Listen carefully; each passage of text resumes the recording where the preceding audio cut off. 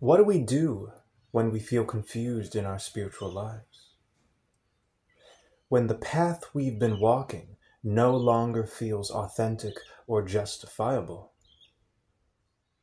How can we reclaim inspiration and the willingness to continue cultivating ourselves? It's very common to experience what I call fallen guru syndrome, in which we once felt as if we knew it all, as if we were at the peak of some insurmountable mountain, only to fall off a cliff. First of all, I think it's very important for us to recognize in these moments what led to a state of uncertainty. What led to a shift in perspective, a shift in our consciousness.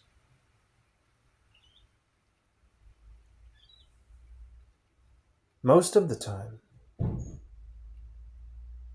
if we're honest with ourselves, we will admit that we severed a connection. We abandoned a discipline or practice. We ignored a sign or calling.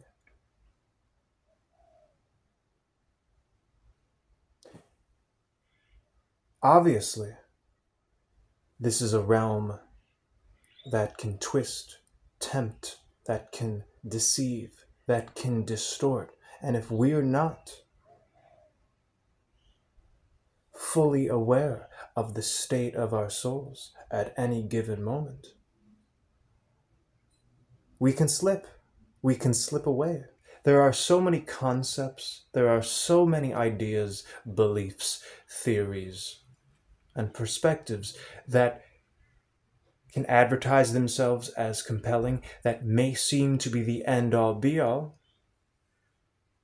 And I think we do ourselves a vast disservice when we allow the attachment to concepts to override the intuitive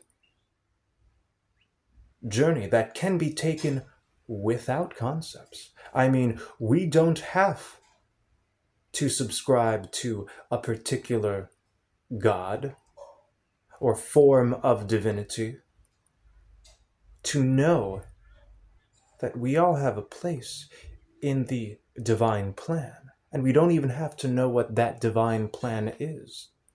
But obviously, you wouldn't be attracted to this video, you wouldn't even care about this kind of conversation unless you knew deep down in your heart of hearts that your existence is something to recognize as crucial. We are inherently magical creatures carrying a spiritual intuition, a divine mind, a magic. This magic is what drives every pursuit in our lives. We may think we operate in order to achieve external gratification or societal rewards, but the truth is, it is the infinite intuition that begs to be seen, using the outer as a canvas to let itself be known. What fulfills most is nothing less than an ever-advancing, ever-present relationship with the inner self and its magic. When we eliminate all of the mental noise that wants to attach to this or that concept, and we go within, we can know what we're dreaming of in waking life and at night. What are the contents of your mind in any given moment? What are the contents of your heart? The contents of your speech? contents of your action. We might not know everything, but we can know how we operate within this strange journey called life.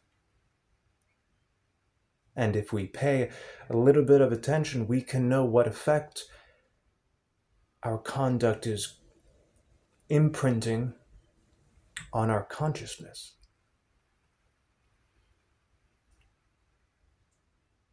Obviously, nobody wants to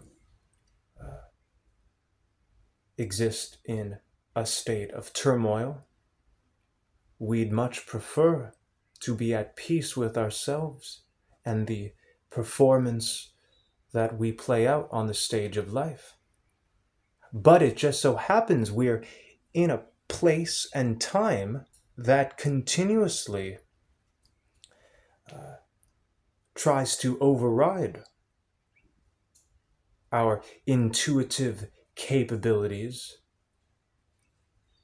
So we subscribe to not an ordered way of being, but a very chaotic way of being. And that's not cool. Maybe nothing makes sense because what we typically try to make sense of isn't even going to lead to our greatest elevation.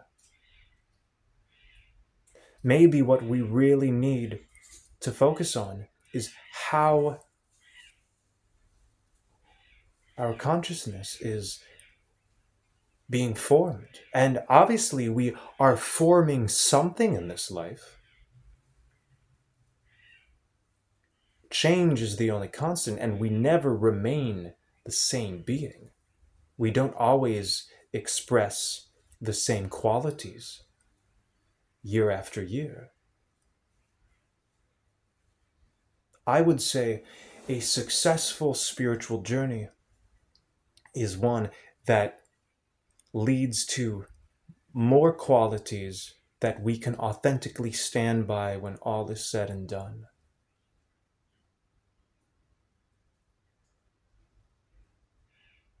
When I say authentically stand by, I mean without delusion and without attachment. In the depths of our being, when we close our eyes, when we eliminate everything but the being that is within, what's going on? That is the greatest compass, or that's the greatest test, we could say, of what we're really up to here. To purify our minds and bodies and actions and tendencies, etc., etc., we don't necessarily require to be in the know of what's going on in the world and what exactly happens when we die and how exactly does reincarnation or God work. We don't need to know the answers to these very big questions that are constantly posed to know what we're forming in this life. We don't. So what do we do when we're confused and we're paralyzed in our spiritual journeys? I think the answer is giving ourselves the permission to simplistically relate to our hearts, to our inner spaces, to that part of ourselves that so desperately wants to be seen, known, and elevated. Some say there are demonic forces here. that are trying to take over the world. Others would say these so-called demonic forces are simply collective shadows that are bubbling up to the surface so we can deal with energies that are cosmically important to deal with, so the entire universe is purified. However you see this situation, it all boils down to how you operate in your life, does it not?